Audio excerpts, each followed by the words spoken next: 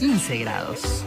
Bueno, como ustedes saben, el periodista Pablo Sigal, que trabaja en el diario Clarín, se ha vuelto uno de los periodistas más especializados en la información respecto a la pandemia. Y es para nosotros un placer, como siempre, poder conversar con él esta mañana. Pablo, un abrazo, buen día. Hola, buen día, feliz día para ustedes. Igualmente para vos, Pablo, un muy feliz día de periodista y muy merecido en tu caso. Una gran tarea que haces todos los días con la información respecto a la pandemia tan precisa y tan bien planteada. Tomá. Gracias, Marcelo. Ahí tenés. Bueno, en principio tenemos algunos datos que parecen alentadores, después vamos a ver los problemas, ¿no? Sí. Se supone que ha habido una baja de casos en Buenos Aires, en Argentina, perdón, en general, de 6% en la última semana.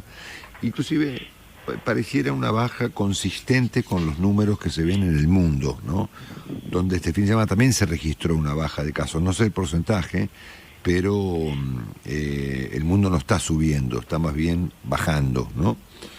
Sí. ¿Lo atribuís al fin de semana, a las vacunas, a la casualidad o a algo? Yo creo que hay un poco de todo. Es decir, por un lado, creo que recién ahora se va a empezar a ver un poco la baja a partir de las restricciones que hubo, esos 9 días duros de restricciones, ¿no? Que es probable que ahora empiecen a impactar y se empiece a ver en la cantidad de casos reportados diarios un descenso. Después el tema de la vacunación en sí, lo que nos puede dar es sobre todo una menor cantidad de enfermos, de contagiados graves, ¿no? De contagiados cuya enfermedad progrese y eventualmente necesite llegar a una terapia intensiva. Justamente en este momento de la campaña de vacunación, lo importante sanitariamente es eso, que la menor cantidad de gente posible llegue a las terapias intensivas, ¿no?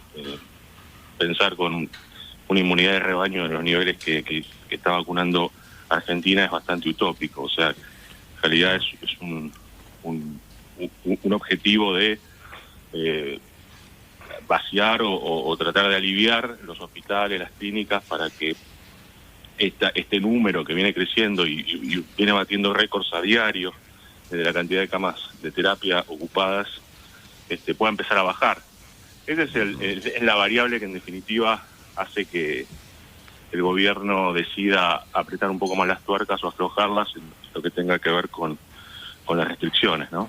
Que haya más o menos contagios es muy importante también, porque una cantidad de esos contagiados evidentemente van a llegar a las terapias, pero a la medida que la vacunación avance, ese porcentaje va a ser cada vez menor, ¿no? Sí, sí. Okay. Bueno, nos metemos en el tema que me importaba mucho esta mañana, sobre todo por tu artículo del fin de semana respecto de las vacunas. Permitime un repaso de lo más relevante en este momento. Primero, anoche o esta madrugada se han embarcado desde Rusia para la Argentina los componentes para que se produzca en el país, o se envase en el país, por parte del laboratorio Richmond, la vacuna rusa. Esto fue presentado por el presidente Fernández el día viernes en un acto muy político con el presidente Putin de Rusia. Segundo, sabemos que la provincia de Buenos Aires está intentando, o va a intentar, o ha firmado un contrato con la India para obtener 10 millones de dosis de una vacuna que aún no está aprobada, se llama Covaxin, que es una vacuna india. Tercero, sabemos esta mañana que las vacunas cubanas, donde estuvo la ministra Bisotti y la señora Nicolini hace una semana, no va a llegar a la Argentina este año ni de casualidad, ¿no? Y en todo caso, gracias a Dios, ¿no? Porque la verdad que la vacuna cubana, quién sabe de qué se trata. Y en cuarto lugar, y a veces lo más interesante de todo por el desafío que esto significa, es que, y es el motivo de tu artículo del fin de semana, es que la donación que va a formular a Estados Unidos hacia países vecinos o a parte del mundo de vacunas excluye la vacuna de AstraZeneca, que a los americanos les sobra, porque tienen 60 millones de dosis que no usaron, porque no está aprobada en Estados Unidos. Por lo tanto, van a donar las vacunas, digamos, buenas que usan en Estados Unidos. Johnson & Johnson, Moderna y Pfizer, ¿no es cierto? En los casos de Johnson & Johnson y Moderna, en Argentina no están aprobadas. Y en el caso de Pfizer, Argentina deberá, según tu comentario, más todo lo que hemos leído, ajustar su marco legal para poder recibir vacunas de Pfizer de manera gratuita, donadas por el gobierno norteamericano. Y ahí nos enfrentamos a una situación muy delicada, porque aceptamos las vacunas modificando el contexto legal o las rechazamos. Sí, claro, digamos, venimos de tres escenarios, ¿no? Es decir, el tema Pfizer ya nos viene persiguiendo desde el año pasado. Primero parecía que todo estaba encaminado a partir del ensayo de fase 3 que hizo Pfizer en la Argentina, que fue el mayor que realizó en el mundo, y eso le permitió aprobar su vacuna antes que la de Moderna. Y esa expectativa que había después cayó a partir de lo que se explica por el tema de la ley de vacunas que no conformaba el laboratorio. A partir de ahí nace toda esta serie de excepciones, podríamos decir, de poder tener esta vacuna que, recordemos, es la única que está aprobada para adolescentes hoy en el mundo. Y eso es muy importante de cara a que, bueno, Argentina empieza a vacunar ahora a la gente, va a empezar a vacunar a la gente que no tiene comorbilidades. Y una vez que termine esa etapa, vendrá la pregunta, bueno, hay que vacunar a los chicos, a los jóvenes, ¿no? A los menores de 18. Ahí, con Pfizer pasa esto, esa primera etapa de desencuentro en el contrato bilateral, a partir de la ley que no pudo ser enmendada, y después viene una segunda instancia que tiene que ver con lo de COVAX. Ahí el gobierno muestra la documentación en la que se mostraba interesada por COVAX a partir de lo que dijo el director regional de Latinoamérica de COVAX el otro día, en cuanto a que Argentina no estaba interesada. Bueno, después tuvo que salir a decir que sí estaba interesada, pero bueno, ahí hay una cuestión de dónde está el interés. O sea, el interés está en la medida que vos puedas avanzar y llegar a un acuerdo. Uno puede decir que está interesado, pero si esa negociación no avanza, el interés es abstracto, ¿no?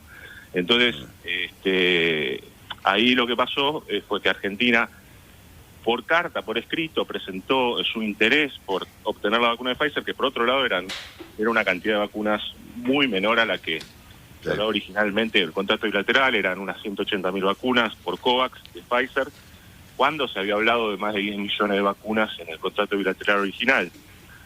Y finalmente nos encontramos ante este tercer escenario de donación de Estados Unidos, que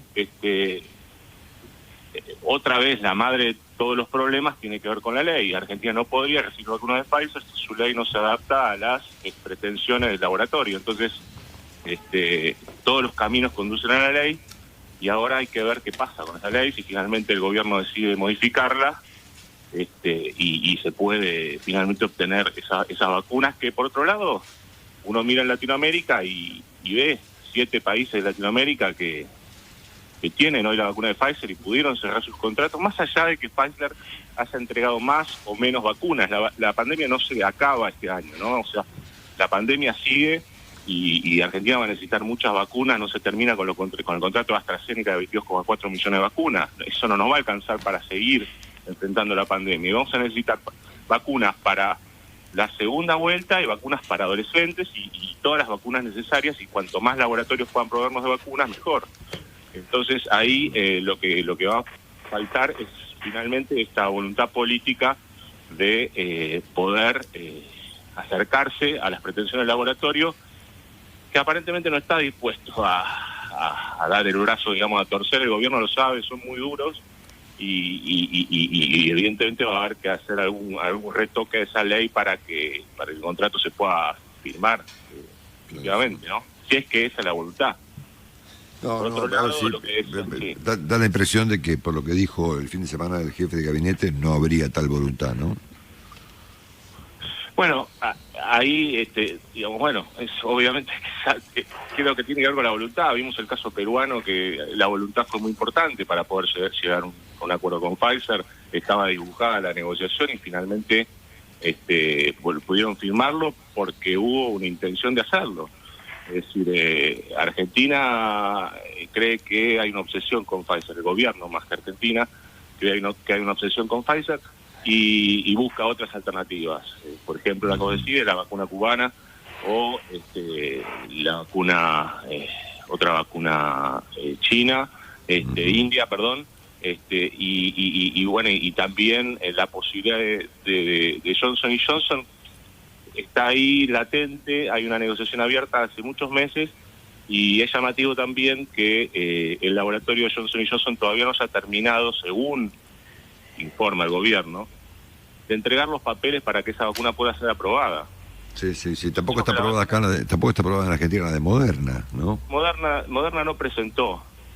Ahí hay una cuestión de interés. Aparentemente Moderna no presentó en Argentina el pedido de registro, pero Johnson & Johnson lo presentó en diciembre, casi al mismo tiempo que Pfizer. Pfizer se aprobó en una semana y Johnson & Johnson lleva 6 meses. Según el gobierno es porque todavía no terminaron de presentar los papeles necesarios para que eso pueda suceder. Claro. Bueno, así que nos enfrentaremos a una compañía que está hace 100 años, buen día, una compañía que está hace 100 años en Argentina, ¿viste? Claro, sí. Sí, totalmente. Bueno, ahí, digamos, de esa negociación va a depender mucho las vacunas que podamos tener una vez que se acaben estos primeros lotes comprados, estos 50 millones de vacunas que se compraron originalmente para enfrentar la primera etapa de la pandemia, que bueno, ahora, sobre fines de mayo, empezaron a llegar más en cantidad los de AstraZeneca, que venían demorados desde marzo, ¿no? Bueno, estamos escuchando a nuestro querido amigo Pablo Sigal. Pablo, que tengas un lindísimo día, feliz día, por supuesto, gracias por atendernos y un gran abrazo de parte nuestra. Un abrazo para todos, chao. Gracias. Pablo Sigal, periodista de Clarín.